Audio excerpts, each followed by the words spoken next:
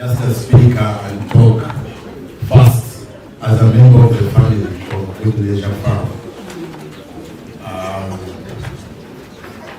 That way, I don't want first talk as the managing director of PureGrow Africa. I want first talk as a farmer, as a supplier, because everyone is talking about what we should do. Now I'm not talking as the MD of PureGrow. Everyone is talking about what we should do to satisfy the customer. That customer called PureGrow, that customer called KK, that customer called Sheraton, or whoever customer is supplying.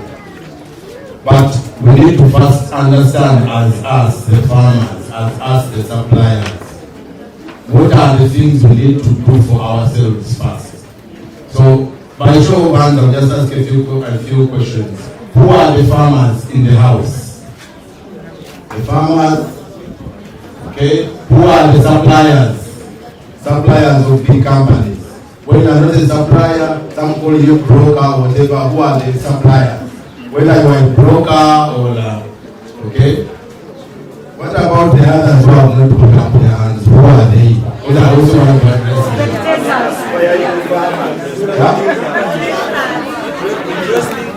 from the media. They are aspirants. Do we have some spies in here? Spies, yeah.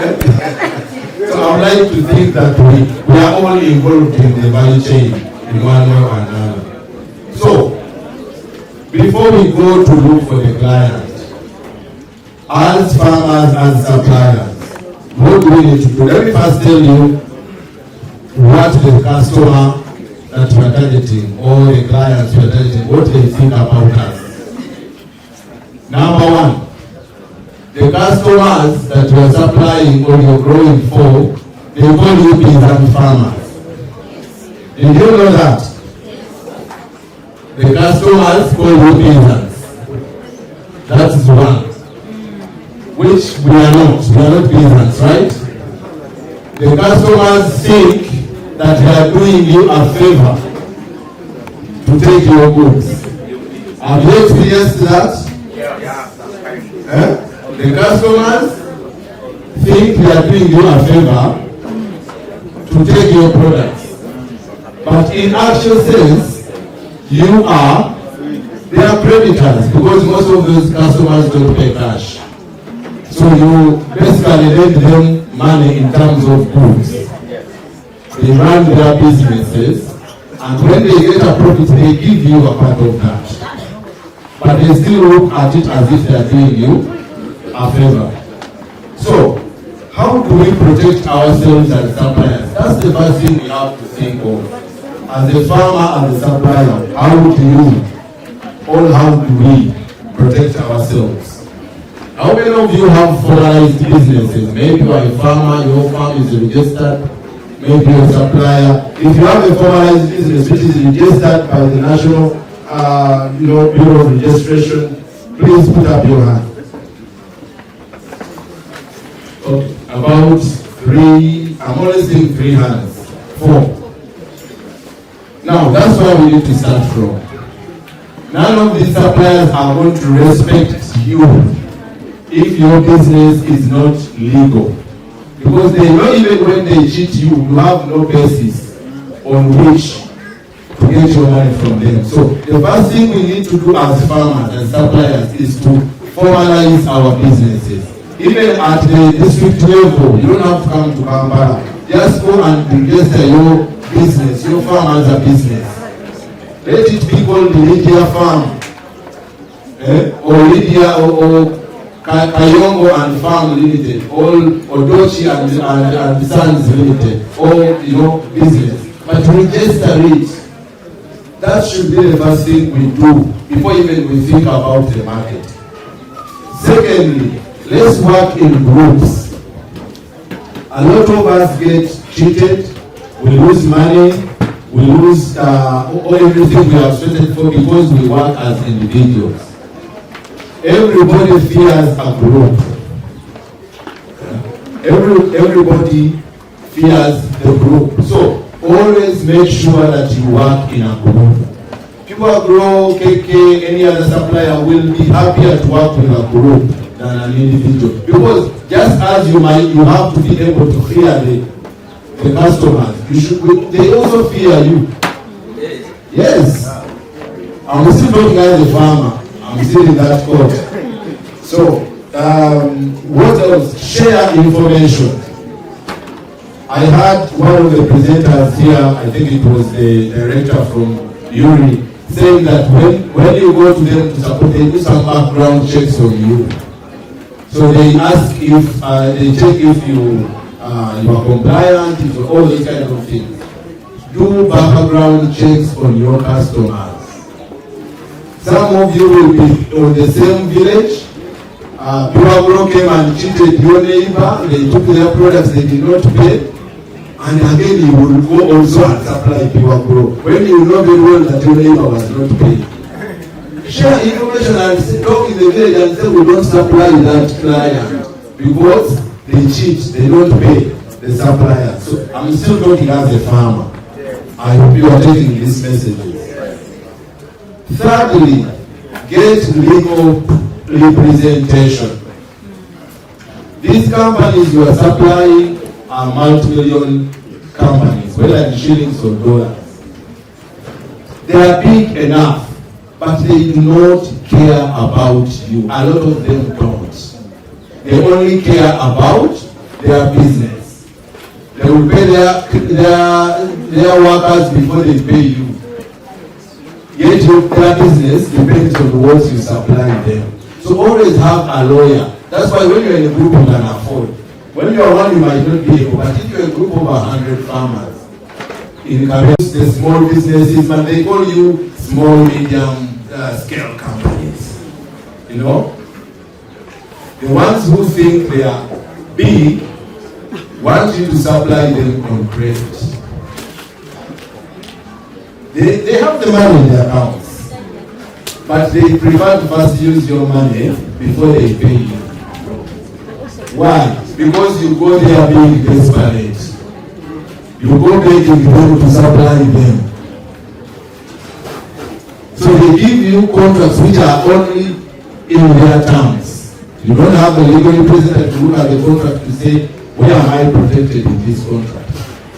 So they use your money to grow, but they leave you the same. Some of them don't even pay you. So your capital is lost. You are still small. Your capital is lost to a big company. So protect your capital. Make sure if they have said they have to pay in 7 days, don't give them more product if they have not paid. You would rather not lose more money than to lose more later, because I've seen a lot of farmers lose completely. I'm still talking as my brother talked about it also. Do not break your back in the farm for 6 weeks, 6 months or 4 months when you don't know who you're selling to. Always start an enterprise knowing the market you are going to. So how do you know that market? My brother was here talking about the products they buy. So if he really says they buy them, go to him and say, I want a contract. Not a contract to supply. If you are a farmer, why did you sign a supply contract? Sign a production contract. Let them commit that you are going to grow 5 tons of this product and they will buy it. Others will call it contract farming. And the farmers don't understand the word farming. First of all, because also as farmers, I'm still talking as a farmer, we are also not honest. We write contracts with the KK, so we supply the paper.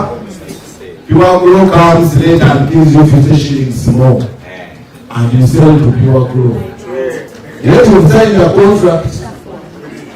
You see? So you have, it has to start from the house. You have to be honest yourself. The world has become very small. It is very small. So if you are not honest, it catches up with you eventually. So farmers, we have to also correct that. Then the other thing is better negotiations. Why do we not know how to negotiate as farmers? Because we don't keep records. We just grow and hope by the time we are selling the price is good. What is your target? What has been your input in your farm? How much money are you expecting to get out? So if someone is coming and giving you 50 shillings, but you know your input was 70, say no. I want to make a profit of 30 shillings, so I will only sell at 80 shillings. So have better negotiation, but you cannot negotiate better when you are selling as an individual.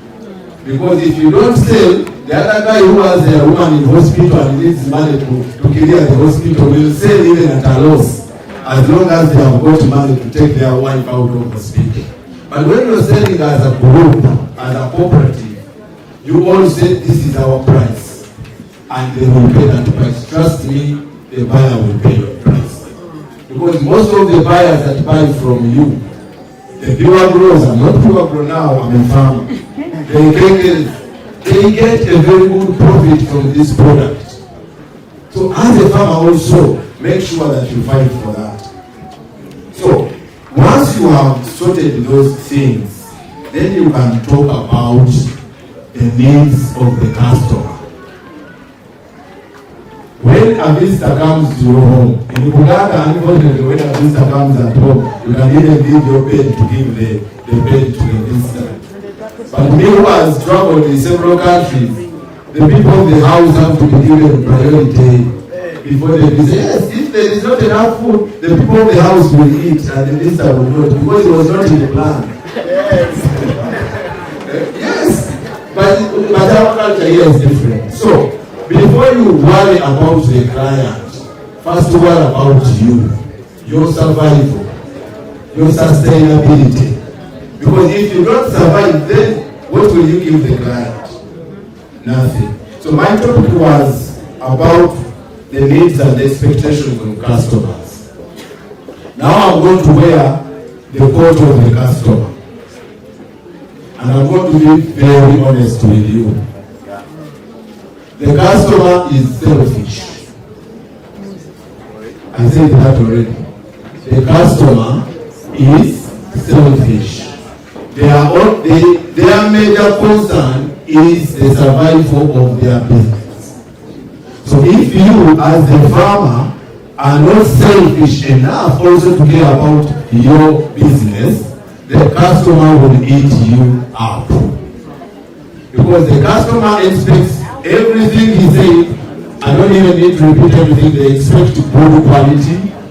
They expect the quantities to be there. They expect you to be compliant. They expect you to be able to understand, to have the ability to supply them on your money before they pay you. They expect you to be reliable, consistent. You have to have the quality. You have to have product development and all that. So all that has nothing to do about the farmer. It's about them. It's all about to do with them what they want. So before you go to fulfill what the customer needs, you have to first make sure that you have what it takes to survive that brutal business environment that we work in. Horticulture, when you talk about horticulture products, it's painful. And forgive me for saying the word I said, because I'm both a farmer and I'm both an exporter, and I want to be as honest as possible. In horticulture, we sell some of the highest moving products. There is no hotel who supply products and they throw them away. There is no hotel where you go and eat food on credit. You know, apart from the catering companies who supply some companies and all that, but most of our products in horticulture are high moving. You supply tomatoes today, they will use them up, they will need tomatoes tomorrow.